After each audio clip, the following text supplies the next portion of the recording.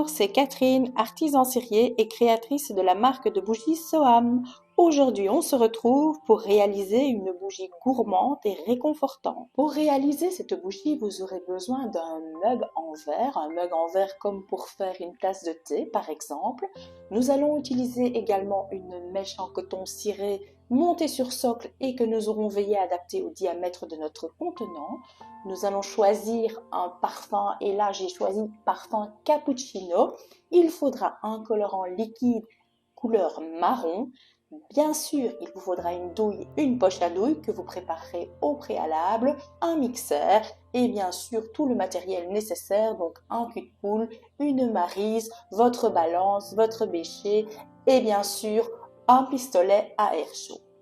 Alors, concernant le matériel supplémentaire, je vous propose d'utiliser une râpe de cuisine, un moule en silicone en forme de galette et vous aurez également besoin d'un moule de pâtisserie avec des petits ramequins. Pour la matière, j'ai choisi de la cire de soja pour bougie coulée et de la cire de colza. Nous utiliserons la cire de soja pour réaliser notre chantilly et la cire de colza pour réaliser les décorations. Nous allons commencer par mettre fondre notre cire de colza dans notre casserole de fonte. Alors, nous allons amener cette cire à une température d'environ 70 degrés, 75 degrés et puis nous allons en prélever une petite quantité que nous allons mettre dans notre bécher et y ajouter un tout petit peu de colorant marron. Allez-y doucement parce que ça colore assez fort, vous le savez. On prend le temps de bien mélanger pour bien dissoudre le colorant dans notre cire liquide. Et ensuite, nous allons verser délicatement notre mélange dans le moule en silicone en forme de galette.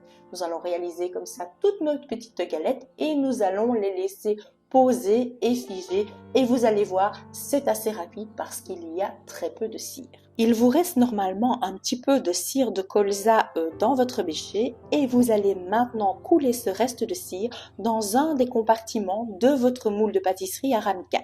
Nous allons également laisser figer ce petit reste de cire pour l'utiliser plus tard. Pendant que mes décorations sont en train de figer, nous allons préparer notre cappuccino. Et donc pour ça, je vais prendre de la cire de soja pour bougie coulée.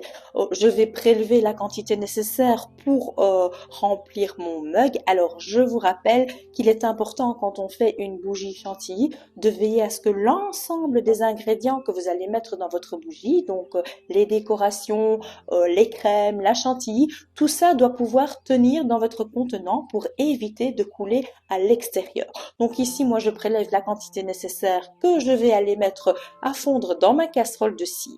Bien sûr, avant de verser ma préparation dans mon mug, je dois évidemment chauffer mon verre à l'aide de mon pistolet à air chaud. Vous savez, c'est très important de chauffer son verre si vous voulez éviter au maximum le décollement de votre cire au niveau des parois. La cire de soja est maintenant à une température d'environ 75 degrés et je vais donc pouvoir la mettre dans mon bécher et venir la colorer avec un tout petit peu de colorant marron. Une fois mon colorant bien intégré, bien mélangé, je vais pouvoir parfumer ma cire avec mon parfum cappuccino et je vais parfumer à 10%.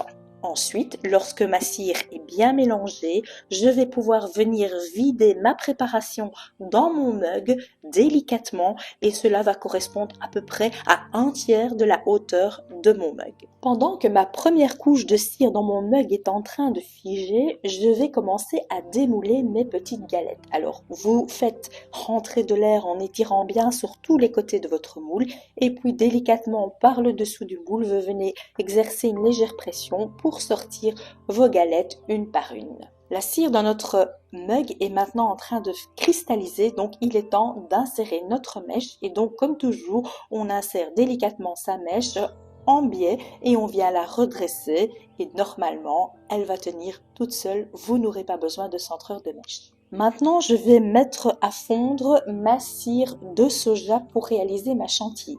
Alors, pour la taille de mon mug, je vais avoir besoin, moi, de 200 g de chantilly. Alors, je vais prélever 135 de cire que je vais mettre à fondre à 70-75 degrés et je vais conserver 65 g de cire à l'état solide que je vais écraser de façon à l'émietter au maximum pour pouvoir l'intégrer facilement dans ma cire liquide. Ma cire de soja est maintenant à une température de 75 degrés, donc je vais pouvoir prélever ma quantité fondue, la mettre dans mon cul de poule et venir intégrer délicatement la partie de cire solide. Alors je mélange au départ avec ma maryse et puis je viens donner un petit coup de batteur électrique pour faire totalement dissoudre la cire solide et veiller à ce qu'il n'y ait pas de grumeaux.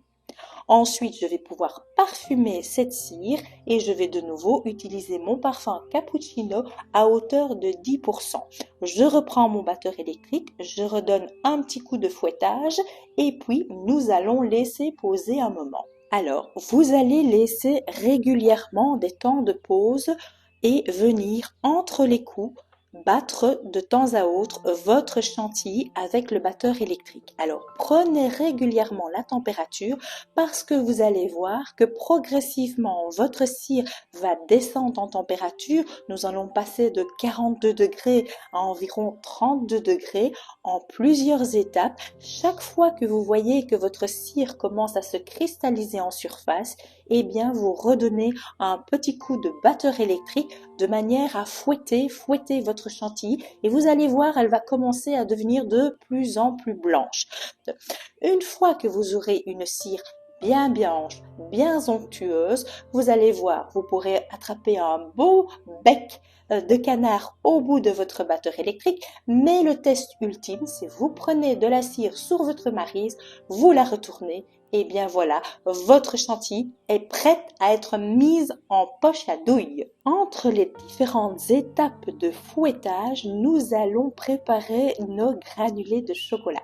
Alors vous allez démouler votre petit bloc de cire de colza que nous avions mis dans le ramequin en silicone et vous allez vous munir de votre râpe, la déposer sur votre plaque de pâtisserie et commencer à râper différentes petites formes ou plus fins, des petits copeaux comme vous avez envie. Et vous allez voir, regardez, c'est tout simple, vous obtenez des petits fondants de chocolat, des petits granulés et nous allons pouvoir tout à l'heure nous en servir pour décorer notre chantilly. Notre chantilly est maintenant prête à être mise dans la poche. Alors vous allez vous munir de votre maryse et vous allez insérer toute cette chantilly à l'intérieur de votre poche. Alors il va falloir faire sortir un maximum d'air. Pour cela, je vous conseille d'aplatir votre poche sur la table et de vous servir d'une baguette chinoise pour bien presser et faire sortir tout l'air qui pourrait être emprisonné. Parce que vous savez, quand vous commencez à pocher et qu'il arrive une boule d'air, oh là là, c'est pas joli et c'est très ennuyant. Alors, je vous conseille de bien presser votre chantilly pour avoir une belle poche à douille prête à être utilisée. Nous allons donc maintenant reprendre la petite quantité de cire de soja que nous avions fait couler en forme de chocolat cappuccino. Il nous en reste un fond, et bien nous allons l'utiliser. Maintenant, on attaque le pochage et donc vous prenez votre poche à douille, vous la serrez bien, vous pressez de façon régulière et vous commencez à pocher sur votre cire encore un petit peu liquide et vous voyez, ça crée un effet un peu coulis mélangé comme ça sur le début et puis vous terminez votre pochage bien en rond et vous finissez par un beau coupé de chantilly. La dernière étape va être de redresser votre mèche. C'est tout simple. Délicatement, vous tranchez votre chantilly. Vous verrez, ça n'a pas d'effet sur l'esthétique.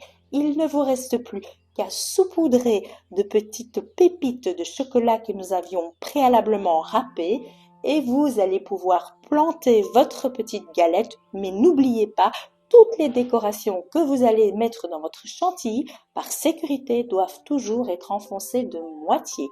Voilà, nous avons réalisé une bougie gourmande sur le thème du réconfort dans ces journées d'hiver et je vous dis à très vite pour une prochaine vidéo.